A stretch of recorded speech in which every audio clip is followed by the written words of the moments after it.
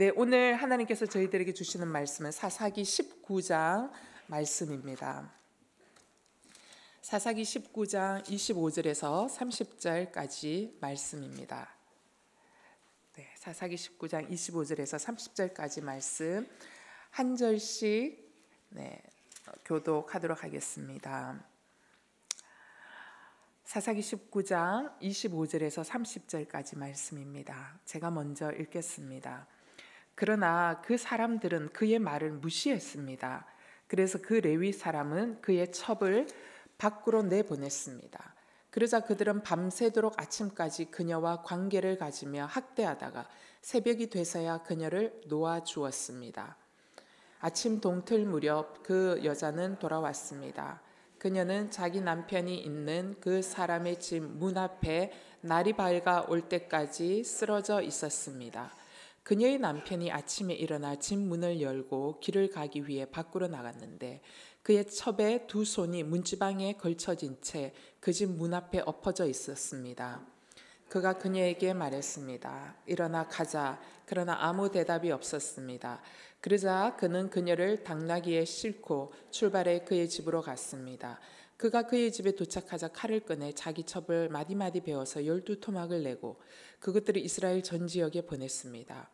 그것을 본 모든 사람들이 말했습니다. 이스라엘 자손이 이집트 땅에서 나온 그날 이후 오늘날까지 이런 일은 없었고 본 적도 없었다. 이것을 생각해보고 의논해보고 그리고 나서 말하자. 아멘. 사사기에 오늘 제가 마지막 설교를 여러분에게 드립니다. 여러분 사사기의 이야기를 계속 들을 때마다 참 암울하고 참 혼란스러운 시간들, 그 시대를 제가 계속적으로 반복해서 여러분과 말씀을 나누었습니다. 오늘 읽었던 이 19장의 말씀은 레위인이 첩을 얻었는데 그 첩이 레위인하고 도저히 살 수가 없어서 친정집으로 도망을 갔고 그 레위인이 다시 친정집에 가서 그 첩을 데리고 오는 중간에 잠시 해가 저물어서 유숙하게 된 한 곳에서 거기에 있는 동네 남자들이 와서 이 집에 들어간 그 남자 내놓아라, 우리가 동성 성관계를 하겠다 하면서 막 했을 때 이 레위인이 자기 아내 된 첩을 어거지로 끌어내가지고 바깥에다 던져버린 거예요. 그래서 그 도시에 있는 그 남자들이 이 여자를 밤새도록 윤관하고 그리고 그 여자가 결국은 그 아침에 숨진 이 사건들, 그리고 나서 레위인이 그 첩에게 일어나라 가자고 이렇게 하는 거, 그리고 나서 보니까 아내가 죽어서 이 12토막을 내서 12지파에게 보내는 이런 말도 안 되는 이런 엽기적인 사건이 그 시대에도 있었을까 싶을 만한, 오늘날 시대에도 엽기적인 사건인데 그 시대에 이런 엽기적인 가장 비극적인 실제로 일어난 사건을 레위기의 가장 끝부분에다가 갖다가 이 이야기를 배치해 두었다라는 것입니다. 이 가장 비극적이고 엽기적인 이 사건의 이야기를 가장 성경 이 사사기의 마지막 부분에 배치해 두고 사사기를 마무리한 이유는 뭐냐면, 사사 시대는 그야말로 너무나 영적 암흑기와 그다음에 너무나도 영적인 혼란기, 그리고 사회 시스템이 완전히 무너져서 회복되기 어려운 회복 불가능의 시대였다라는 것을 아주 밝히 드러내고 싶었던 의도로 이 이야기를 가장 마지막 부분에 배치해 두었다라는 것입니다. 여러분, 우리 인생을 살다 보면 참 어려운 일들을 만납니다. 오르막이 있으면 내리막이 있고 끝없이 추락할 것 같은데 다시 또 우리 인생 가운데 또 오르막이 또 나타나는 그런 것들을 보게 됩니다. 우리 인생이 여러 문제들 가운데 만나서 때로는 쓰러지고 넘어지고 깨어질 수 있습니다. 하지만 우리가 문제를 만나서 쓰러지는 것이 문제가 아니고 넘어지는 것이 문제가 아니고 계속 실패한다고 해서 그것이 문제가 아니라는 거죠. 넘어지고 쓰러지고 실패하는 것은 문제가 되지 않는다는 거죠. 진짜 문제는 뭐냐?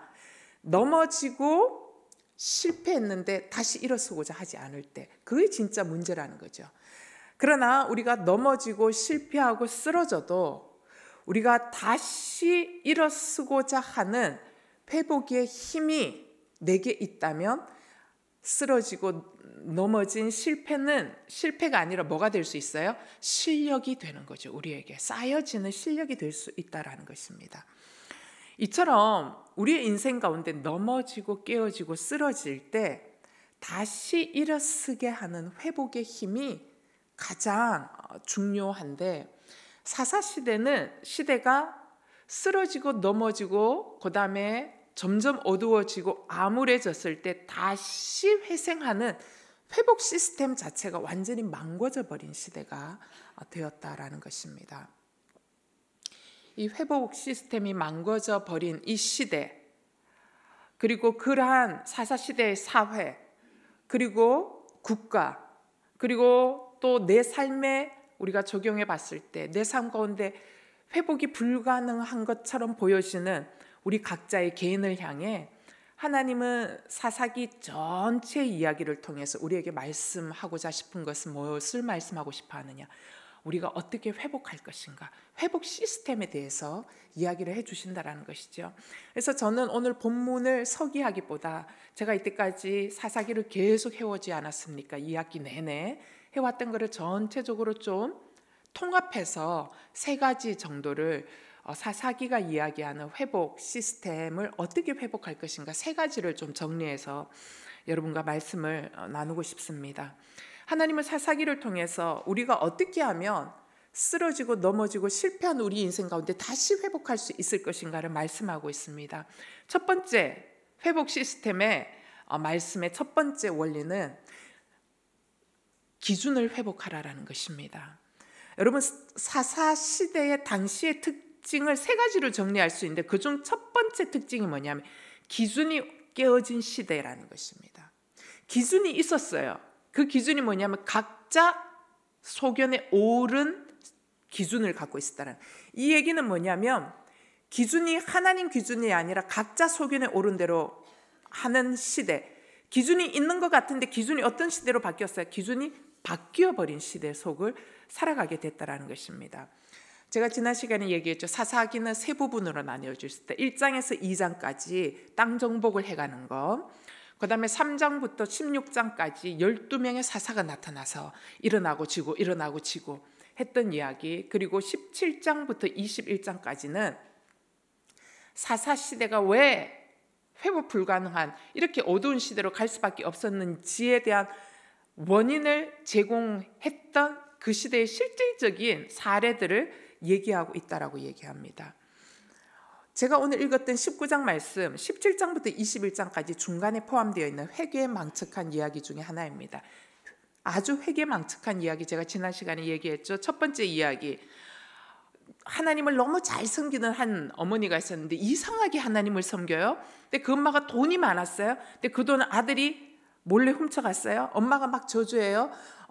훔쳐간 놈 그 손 썩어서 문드러져 없어지거라 뭐 이런 거 있잖아요. 그죠?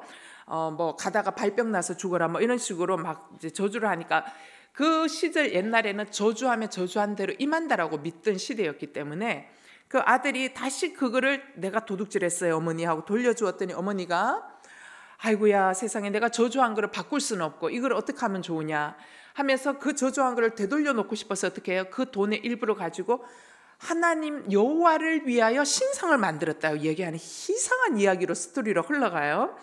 근데 신상을 만든 것도 하나님이 원하는 것이 아니었는데 그 신상을 지키기 위해서 또 어떻게 해요? 또돌이 레위인을 섬겨 데리고 와서 레위인 제사장을 세워요. 그러면서 한 가정의 제사장을 세우게 되는 이야기가 나옵니다. 근데 그 레위인 제사장이 미가의 집에서 한 가정의 제사장 노릇을 하고 있는 것들을 본 단 지파가 야, 네 한 집안에 목사할래? 아니면 우리 전체 종족의 목사할래? 그랬더니 그분이 보니까 종족의 목사하는 게 훨씬 더 본때도 나 보이고 하니까 그럼 난 니네 단 종족의 목사할게. 이렇게 해서 그걸 또 따라서 가요.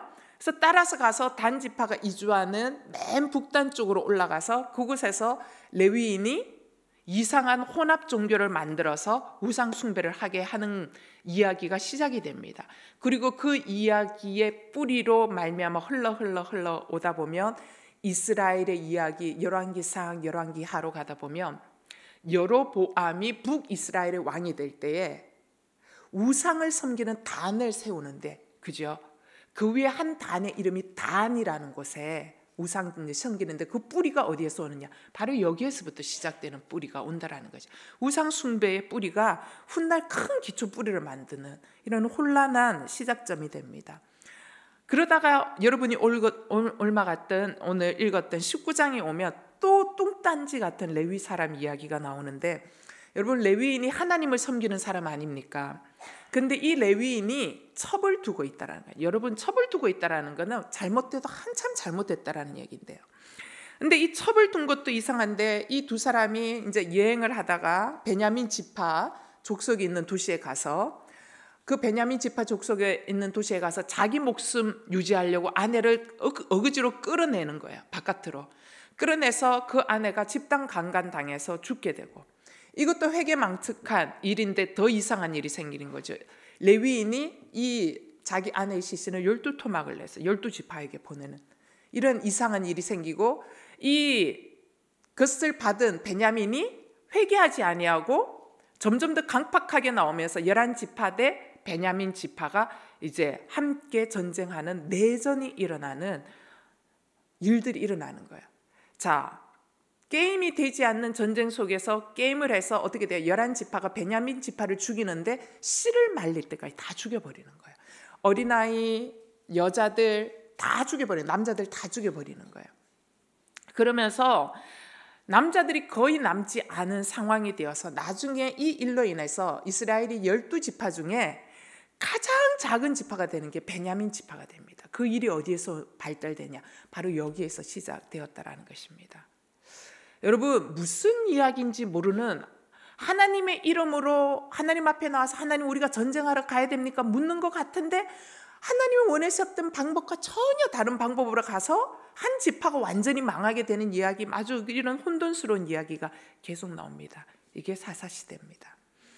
이 정도로 혼란과 기준이 다 깨어진 시대, 제가 지난 시간에 설교했던 17장 6절에 그때는 이스라엘의 왕이 없으므로 사람들은 저마다 자기 뜻에 옳은 대로 행했다라고 나옵니다. 여러분, 혼돈의 가장 큰 이유는 기준이 없다라는 것이죠. 왕 대신 하나님을 기준으로 삼지 않은 시대였기 때문에 자기 멋대로 살다 보니 모든 시대 가운데 혼란이 왔다. 이게 결론입니다. 이러한 동일한 결론이 21장 25절에서도 동일하게 반복되죠. 그때 이스라엘의 왕이 없으므로 사람들은 저마다 자기 뜻에 맞는 대로 행했다라고 이야기합니다. 여러분, 사회의 혼란 시기는요, 모든 사람이 게으르고 나태해서 혼란 시기가 오는 게 아닙니다. 한 나라와 한 사회의 혼란 시기는요, 각 사람들이 열심히 살아요. 여러분, 모든 사람들이 열정을 가지고 열심히 사는 거예요.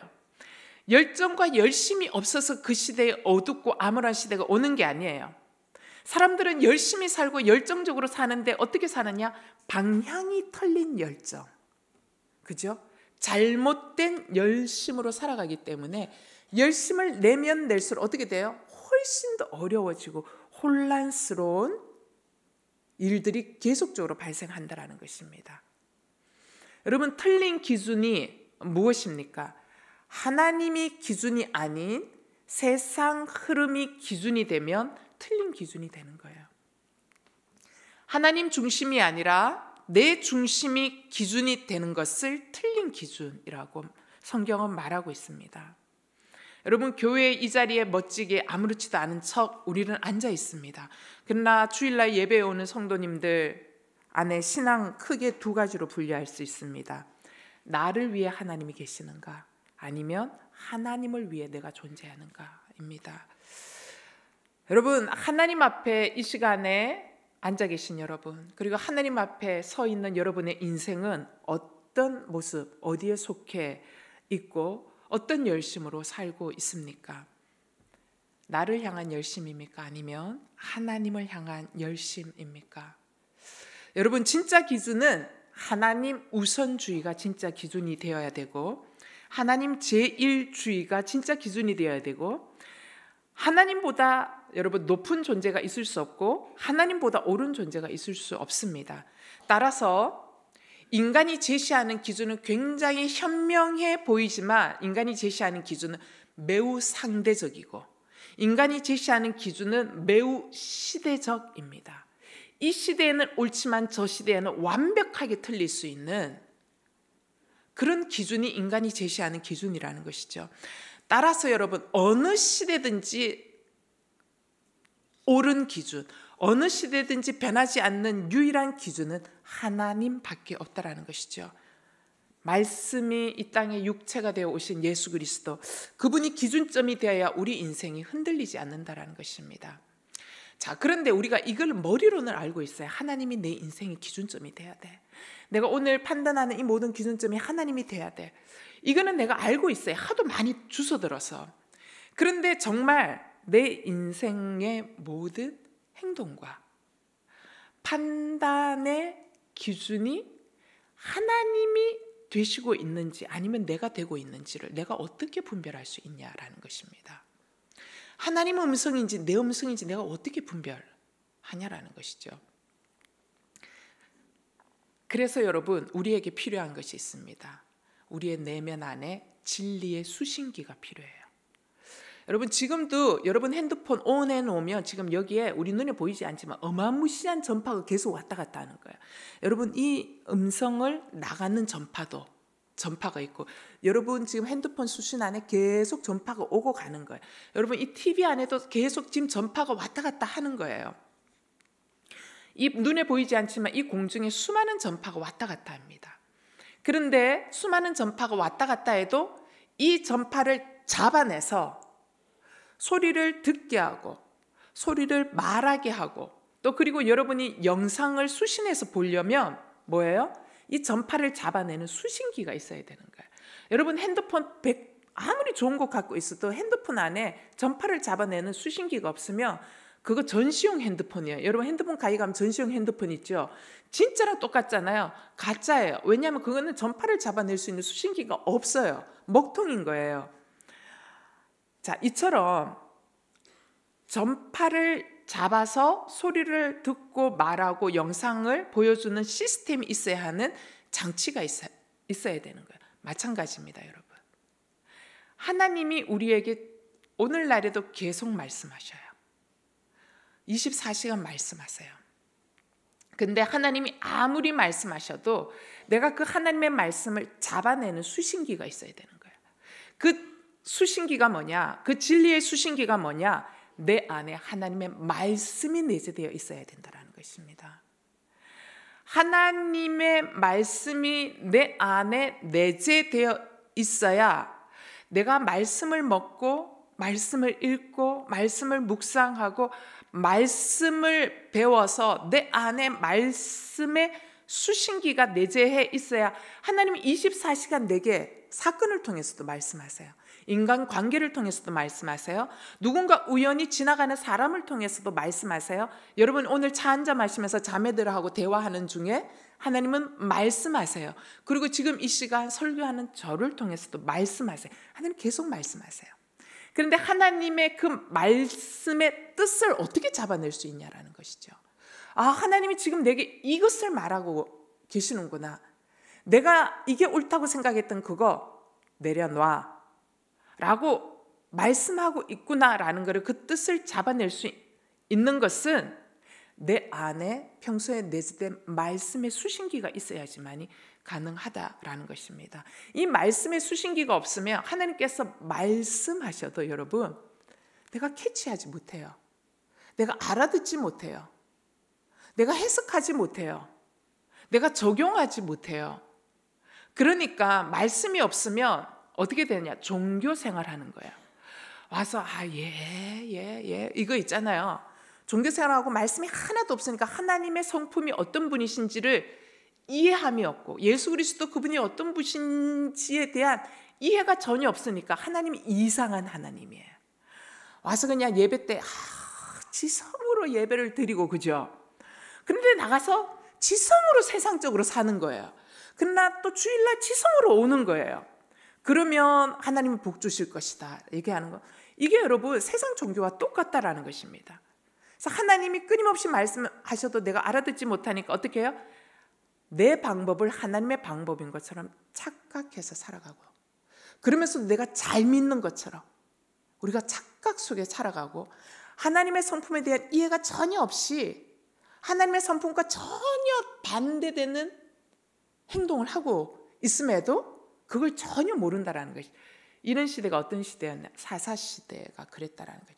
그들은 열심히 믿었어요. 미가의 어머니가 여호와를 열심히 믿었는데 우리가 성경 읽으면 벌써 딱 이상한데 이거? 그죠? 근데 그는 열심히 믿었어요. 여호와의 이름으로 신상도 만들고 여호와의 이름으로 헌금도 드리고 여호와의 이름으로 신상 앞에 레위인도 데려와서 열심으로 종교 생활을 한 거예요. 본인은 잘하고 있다고 생각해요. 본인 소견에 옳은 대로 하는 거예요.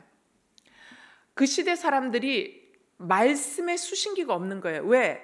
레위인들이 그들에게 말씀을 열심히 가르치지 않았고, 또 두 번째는 그들은 가나안 땅에 가서 농사 짓는 법 배워야 되고 잘 먹고 잘 사는 법을 살아내야 되니까, 이민 가서 살아내야 되니까 그게 너무 중요해서 하나님 말씀 듣는 거를 뒤로 했던 거예요. 사는 게 바빠서. 그러니까 말씀을 듣지 않으니 뭐예요? 그들 마음 가운데는 가나안의 문화, 가나안의 이론, 가나안의 정보, 가나안의 생각들이 꽉 차 있으니까 하나님 계속 말씀해도 캐치를 못하는 거죠. 그래서 결국은 그들은 어떻게 해요? 이상한 방향으로 하나님을 믿었고 이상한 방향으로 가다가 사회가 혼란하여서 망하게 되었다라는 것입니다. 따라서 여러분, 내가 살아날 수 있는 유일한 길은 우리 안에 하나님의 말씀이 채워져야 합니다. 사랑하는 여러분, 말씀 가운데 오늘의 걸음을 다시 점검하시고 재조정하실 수 있어야 돼요. 그래야 세상의 소리와 하나님의 소리를 분별하여 갈 수 있게 된다는 것입니다. 여러분, 뭐로 분별하실래요? 말씀을 통해서만 분별할 수 있어요. 말씀을 속에서 말하고 계시는 하나님에 대한 이해가 있어야 내 사건이 해석이 되어질 수 있다는 것이죠. 두 번째, 사사기 전체를 통해서 하나님이 우리에게 말씀하시고자 하는 회복 시스템이 있는데 그 회복 시스템이 뭐냐?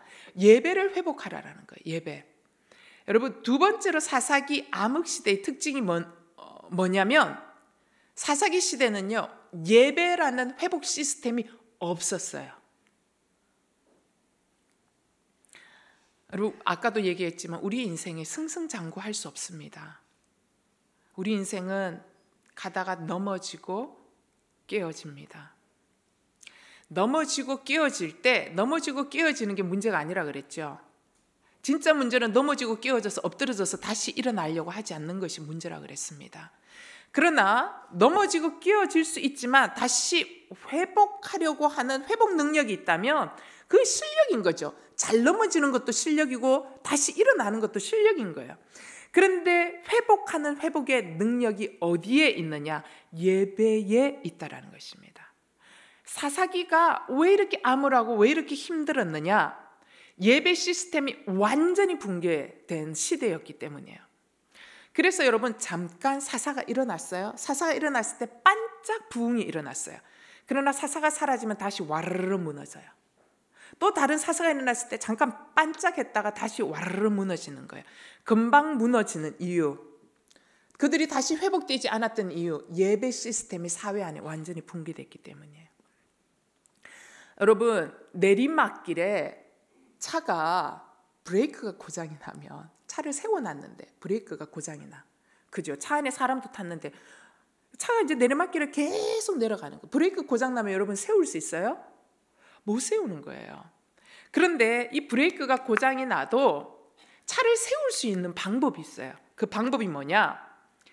내리막길 중간중간에 방지턱을 만들어주면 속도를 흡수해내면서 속도를 계속 감속하면서, 그죠? 어떻게 해요? 급격하게 내려가서 가속도를 붙을 수 있는 그 속도를 잡아내는 거예요. 중간중간 방지턱마다. 그러면 브레이크 장치가 고장이 나다 한 턱 올라갈 때 속도가 줄어들어요. 그 다음에 다시 슬슬 내려가다가 또 한 턱 올라갈 때, 그러니까 중간중간마다 방지턱이 있으면 이제 가다가 이제 속도가 가다가 멈추는 거죠. 방지턱이 있다가 보면 안에 탄 사람이 다칠 수는 있어요. 그러나 생명까지 다치기는 하지 않는다는 거죠. 그리고 인도로 지나가는 사람이 다칠 수는 있지만 그들의 생명까지 다치게 하지 않을 수 있는 것, 방지턱이 굉장히 중요하다는 것입니다. 여러분, 중간에 도로의 중간 방지턱 왜 만들어요? 보행자의 생명, 그리고 운전자의 생명을 보호하기 위해서 중간 방지턱 만드는 거예요. 우리 인생도 마찬가지입니다, 여러분. 우리 인생이 내리막길을 향해 미끄러지듯이 내려갈 때가 있는데, 이때 속절없이 우리 인생이 추락하여 완전히 그 가속도에서 파괴되어지지 않고 망가지지 않은 상태에서 멈추어 설 수 있도록 하는 힘, 뭐냐? 추락을 방지하는 방지턱이 있는데, 바로 이 방지턱이 무엇이냐? 예배라는 것입니다, 여러분. 우리 인생 가운데 슬럼프 없는 사람 어디 있습니까? 여러분, 기도가 왜 중요해요, 여러분? 매일 기도하는 것들이 왜 중요합니까? 여러분, 우리가 하루하루 단위로 우리가 살아갈 때 보면 매일 절망이 우리에게 닥쳐와요. 매일 문제가 우리에게 닥쳐와요. 여러분, 내 내면 안에 끊임없이 참수하는 사단의 목소리가 계속 들려요. 잘한다. 그러다가 너 망한다. 아니면은 잘한다. 그러다가 네 자녀 봐라. 희망이 없어 보인다. 너 기도한다고 안 돼. 막 이런 거 있잖아요. 보면 우리가 현실을 보고 계속 절망하게 만드는 거죠. 그러면서 자꾸 우리가 슬럼프 속에 계속 들어가게 되는 거예요. 그러나 여러분, 한나절 슬럼프에서 빠져나올 수 있는 거 뭐냐? 기도할 때 회복이 일어나는 거예요. 그래서 기도의 능력이 그렇게 중요한 거예요. 이 기도, 매일매일 기도가 나로 하여금 슬럼프에 빠져들려고 하던 것을 다시 끌어올리는 힘이 바로 이 기도라는 것입니다. 그래서 굉장히 이 회복 시스템, 기도라는 회복 시스템이 강력한 것이죠. 마찬가지입니다, 여러분. 하나님이 우리에게 한 주에 몇 번씩의 중간 방지턱을 허락해 주셨어요. 그게 뭔지 알아요, 여러분? 수요 예배, 순 예배, 주일 예배, 그리고 매일 드리는 새벽 예배, 이런 거예요, 여러분. 여러분, 이게 그냥 예배인가 보다 이렇게 생각하셨죠? 그렇지 않아요, 여러분. 우리 인생의 절망의 나락으로 끊임없이 떨어질 수 있는 인생이라는 걸 주님 아세요. 그래서 주님은 예배의 자리 가운데 찬양이 있고, 예배의 자리 가운데 말씀이 있고, 예배의 자리 가운데 기도가 있으므로 내 안에 몰입되어서 절망과 좌절의 문제 속에 다시 수렁 속으로 빠져들어가는 나를 어떻게 끌어당겨서 올리는 이 중간 방지턱이 바로 이 예배라는 것입니다. 여러분, 이 예배 시스템이 우리 인생 가운데 회복되어지면 그럼 우리 인생의 슬럼프가 끝입니까? 아닙니다, 여러분. 예배 시스템이 회복돼도 슬럼프는 언제나 옵니다. 그러나 예배 시스템이 회복되면 슬럼프가 오더라도 어떻게 돼요? 우리는 곧장 다시 일어날 수 있어요. 여러분, 예배의 자리가 중요하고, 예배에 나서 주님을 만나고 예배에 나와서 찬양할 때 내 안에 연민이 사라집니다. 여러분, 찬양의 가사는 굉장히 강력한 힘이에요. 그리고 찬양의 곡조는요, 우리의 내면을 변화시키는 강력한 힘이에요.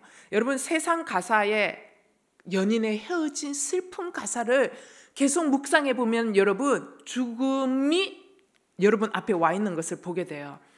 왜냐하면 찬양이라는 음악은 하나님의 능력이기 때문에 우리의 영을 움직이는 힘이 있어요.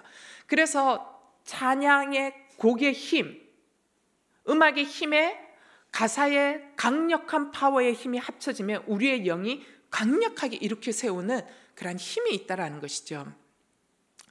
따라서 여러분, 이 예배 시스템을 통해서 하나님은 우리로 하여금 곧장 바로 일어나게 하시고, 이러한 것들이 예배 시스템이 회복되어짐으로 자꾸만 말씀 속에서 일어나는 훈련이 되면 나중에는 내가 알아요. 뭘 아냐? 내가 슬럼프 속에, 거짓 메시지 속에 사단이 우리에게 참수하는 메시지가 있거든요. 여러분이 뚫어놓은, 사단이 들어오는 길을 여러분이 뚫어놓은 길이 있어요.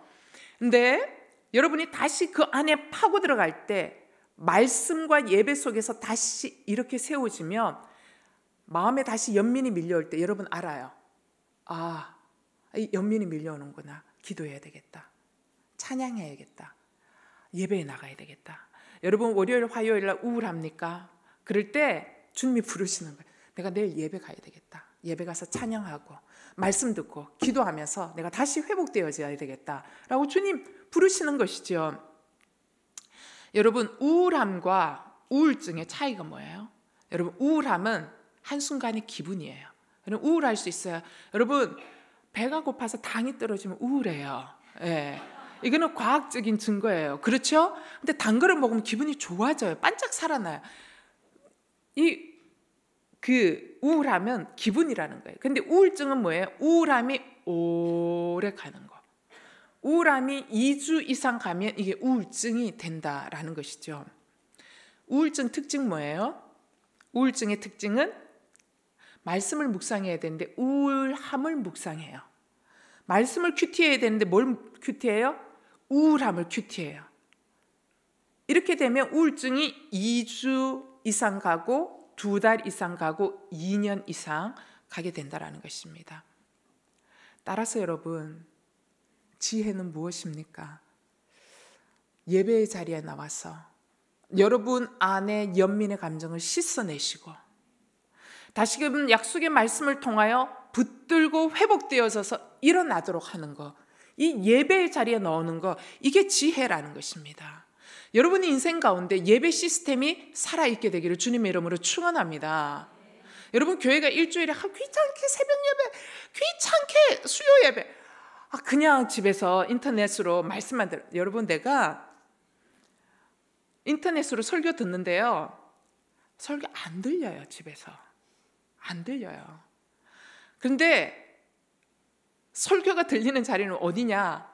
예배에 나와서 내가 귀찮지만 찬바람 뚫고 나와서 옷 갈아입고 세수하고 나오는 그 자리부터 내 마음이 준비가 되는 거예요. 왜? 내 시간을 투자하고 내 에너지를 투자하기 때문에 뭐가 돼요? 주님의 말씀, 주님을 만날 준비가 이미 되어지는 거예요. 사랑하는 여러분, 여러분의 인생 가운데 예배 시스템이 회복됨으로 끊임없이 여러분을 끌어당겨서 죽음을 묵상하게 하고 실패를 묵상하게 하고 여러분이 다시 회복될 수 없을 것처럼 묵상하게 하는 사단의 줄을 끊고 다시 날개치며 올라갈 수 있는 그러한 예배가 회복될 수 있게 되기를 바랍니다. 세 번째, 사사시대의 세 번째 특징은 뭐냐면 영향력의 속도 차이가 있었다는 것입니다. 영향력이 없던 시대예요. 따라서 우리의 인생 가운데 회복 시스템이 다시 회복되기 위해서는 어떻게 해야 되느냐? 사랑하는 여러분, 전하시고 나누셔야 돼요. 복음을 전하시고 복음을 나누셔야 된다는 것입니다. 사사시대가 암흑시대였던 이유는요, 그때에도 하나님의 사람이 있었습니다. 하나님의 사람이 일어났다가 지고 일어났다가 지고 가끔 계속 일어났던 거예요. 그런데 그 하나님의 사람들의 영향력이 확산이 안 됐어요. 그냥 그저 그 한 사람의 영향력 속에 그냥 머물러 있었다라는 것입니다. 하나님의 성령의 능력이 삼손에게 임했을 때 그 성령의 능력이 확산되어져야 했는데 전혀 그러지 못하고 그냥 머물러 있었던 거예요. 그런데 마지막 사사였던 사무엘이 있습니다. 사무엘 이후에 이제는 왕정시대로 들어가지 않습니까? 마지막 사사였던 사무엘은 어떤 사람이에요? 그는 자신이 누렸던 하나님의 은혜를 이스라엘 전 백성을 모아놓고 미스바 광장에 모아놓고 회개 기도를 시킵니다. 그리고 여호와의 말씀을 전합니다. 그리고 민족의 운명을 걸어놓고 기도하게 합니다. 울면서 기도하게 합니다. 그래서 그들이 뭐예요? 기도할 때 하나님이 역사하시는구나라는 것을 경험하게 해서 여호와를 경외하는 불을 전달시켜 줍니다. 그래서 이 불꽃이 퍼져나갔던 시대가 바로 사무엘 시대였다라는 것입니다. 근데 사사 시대는 섬처럼 그러한 불이 한 사람에게만 그냥 머물러 있었다라는 것이죠. 확산되지 않았습니다. 여러분, 이 한국 땅에 세속화의 속도가 굉장히 빠릅니다.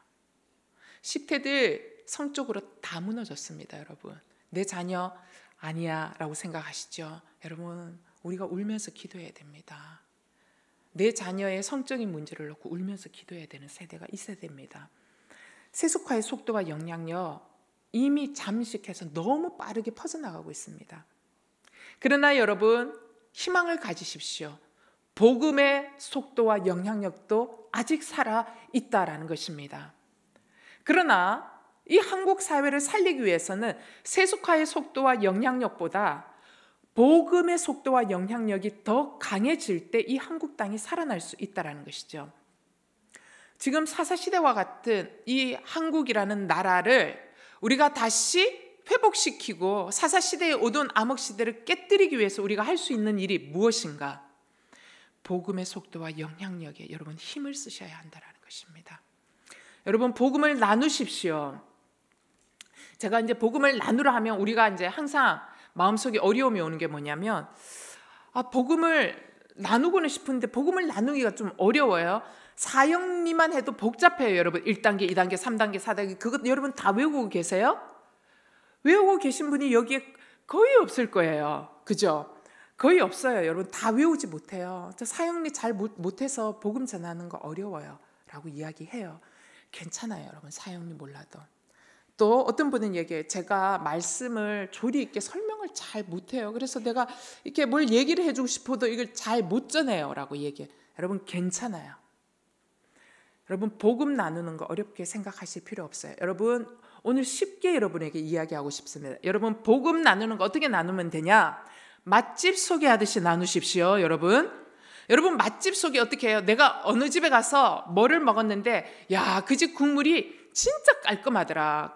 그러고 나서 다 먹고 난 뒤에 뒤끝이 아주 너무 깔끔해. 그런데 뭐를 인공 조미료를 안 넣는지 속이 너무 편안해. 그 집 진짜 너무 괜찮더라 하면서 우리가 이렇게 비교 설명해 주지 않습니까? 똑같습니다. 여러분 복음은 어떻게 나누느냐? 사형리 필요 없고요. 예수 그리스도 그 조직 신학적인 거 여러분 몰라도 괜찮아요. 내가 예수 믿었는데 내 삶이 이런 기쁨이 있더라. 그리고 예전에는 내가 내 남편 너무 미웠는데 내가 예수 믿고 나니까 내 남편이 문제가 아니라 내가 문제구나라는 걸 깨닫게 돼서 내가 오히려 남편을 대할 때 자꾸만 용서하고 있는 내가 발견되어졌다. 여러분 예수 안 믿는 아줌마들하고 얘기 나눌 때 이 정도는 나눌 수 있잖아요. 차 마시면서. 그죠? 아줌마들이 나누면 주로 하는 얘기, 애들 얘기, 남편 욕. 이건 공통점으로 나오거든요. 그러니까 이제 남편 욕할 때 나도 예전에 그랬는데 내가 교회 다니면서 예수 믿으면서 내가 관점이 좀 바뀐 게 있다. 이제 이런 이야기들. 내가 느꼈던 예수님의 맛을 이야기하는 거야. 그대로. 오늘 우리 세례 받은 자매님이 우리 이은주 자매님 예수 믿지 않는 가정에 이제 홀로 믿잖아요. 근데 이제 친정도 안 믿고 이제 시댁도 안 믿는데 이제 자매님하고 제가 그 세례 교육을 이제 보통 할 때 한 1시간 반 했나요? 그렇게 해서 이제 2번 하고 이제 계속 했는데 자매님하고 이야기하면서 느끼는 거는 남편이 너무 교회에 철저하게 반대하고 계시기 때문에 본인이 그러니까 교회 나오라는 얘기는 아직은 할 수 있는 단계가 아닌 거예요. 근데 이제 본인의 삶과 본인의 표정과 이제 본인의 말투가 표정이 이제 달라지는 거예요. 그런 거 이제 통해서 이제 가정에 예수 그리스도를 전하는 거죠. 근데 이제 남편이 그런 얘기 한대요. 당신 요즘 달라진 것 같아. 이렇게 이야기를 한대요. 그러면서 남편이 교회 나가는 거 아니야? 좀 달라진 것 같아. 그러니까 이 달라졌다라는 거는 이상한 달라짐이 아니라 남편도 느끼는 거죠. 감지돼. 예전의 아내와 느낌이 다르다라는 것이죠. 네, 자매님 남편하고 시댁에게 예수 그리스도를 증거하기 위하여 기도하고 있어요. 간절히. 또 그리고 이들이 정말 주님 앞에 나와 예수 믿는 가정 되기 위해서 정말 눈물도 흘리시면서 기도하시더라고요. 여러분 그런데 내가 재밌는 거 하나 발견했어요. 그때 이제 자매님하고 세례교육 할 때 딸이 같이 왔어요. 딸이 같이 와서 옆에 앉아서 하는데 딸이 보니까 예조를 보더라고요. 예조 어린이 큐티책 보면서 그 예조 가지고 엄마가 같이 나눈대요. 성경 말씀을. 난 이거 굉장히 중요하다고 생각합니다. 여러분 나누셔야 돼요. 그러니까 내가 만난 예수님, 엄마가 만난 예수님의 맛을 나누는 거예요. 그죠? 우리가 조직 신학적으로 설명할 수는 없지만 내가 만난 예수님, 그 예수님이 지금 너무 생생하잖아요. 그 예수님 때문에 내 생각과 관점이 바뀐 거잖아요. 그걸 나누는 거예요. 여러분, 이게 암흑을 깨는 굉장한 영향력이라는 것입니다. 여러분, 세상을 바꾸는 것은 무슨 굉장한 어떤 빛이 아니에요. 세상을 바꾸는 것은 내가 속해 있는 그 자리에서 내가 빛을 내는 거예요. 내가 만난 예수 그리스도의 맛을 이야기하는 거예요. 그 맛을 이야기할 때 그 맛이 궁금해지는 사람이 있는 거예요. 그리고 그 궁금해진 사람에게 예수 그리스도를 소개하는 거예요. 그러면서 암흑을 깨는 거예요. 디모데후서 4장 2절에 그대는 말씀을 선포하십시오. 기회가 좋든지 나쁘든지 꾸준하게 힘쓰십시오. 끝까지 참고 가르치면서 책망하고 경계하고 권면하십시오. 여러분, 우리는 빛입니다. 빛은 빛으로서의 사명을 감당해야 되는 거예요. 여러분, 작은 빛이라도 그 빛은 어두운 곳에 가면 놀라운 영향력이 있습니다. 따라서 여러분, 예수 그리스도를 믿는 맛을 이야기하십시오. 계속하십시오.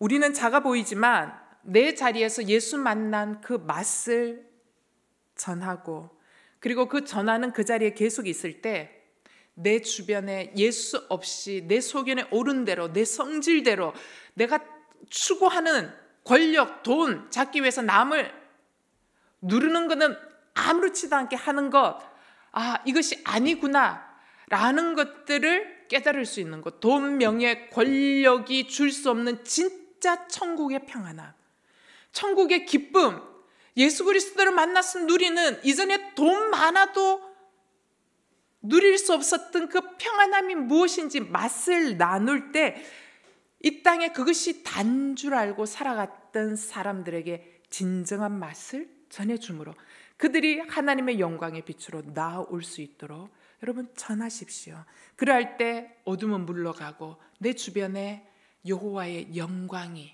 여호와의 빛이 임하는 것을 경험하게 될 것입니다. 말씀의 결론입니다. 사사기 암흑시대 이유가 뭡니까? 첫 번째, 기준이 없기 때문입니다. 회복하기 위해서는 말씀의 기준을 회복하셔야 됩니다. 내 안에 말씀의 수신기가 있어야 24시간 말씀하시는 하나님의 그 말씀을 내가 캐치해낼 수 있다라는 것이죠.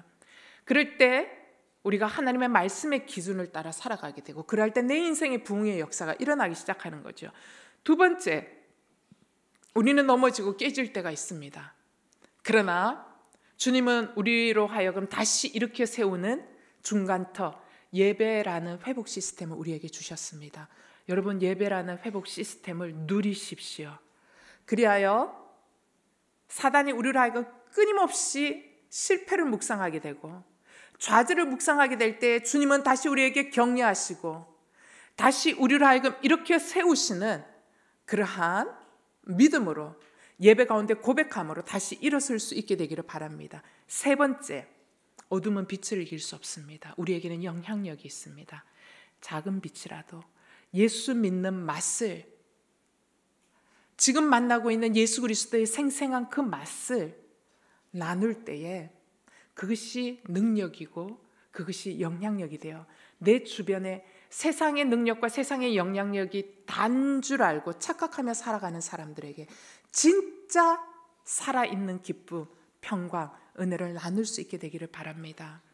사랑하는 여러분, 말씀 기준 회복, 예배 시스템 회복, 복음 증거의 회복을 통하여 어둠을 빛의 영광으로 바꿀 수 있는 그러한 사사시대의 주역이 될 수 있게 되기를 바라고, 여러분이 그러한 삶으로 가정 가운데 살아갈 때 여러분의 자녀들이 영향력을 받게 될 줄 믿습니다. 기도합시다.